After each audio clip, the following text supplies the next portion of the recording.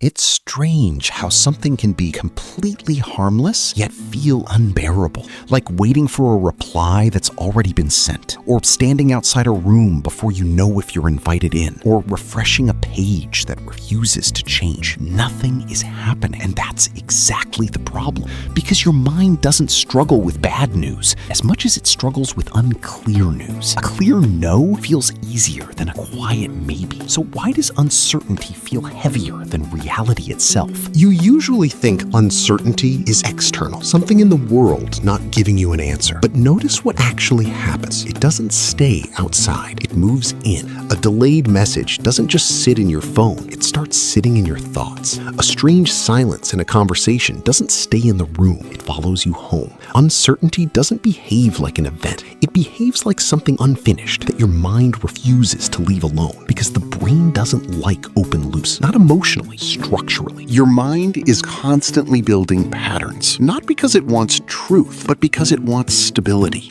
So when something is incomplete, it starts filling in the gaps automatically. But here's the catch. It doesn't always fill them correctly. A slow reply becomes, did I do something wrong? A neutral expression becomes, they're upset. A pause in conversation becomes, I said something strange. Uncertainty doesn't just leave space, it forces interpretation. And interpretation is rarely neutral. At some point, this stops being mental. It starts becoming physical. A tightness in the chest, a restless energy in the hands, a need to check, refresh, reconfirm. Not because anything changed, but because nothing did. And that nothing becomes the pressure.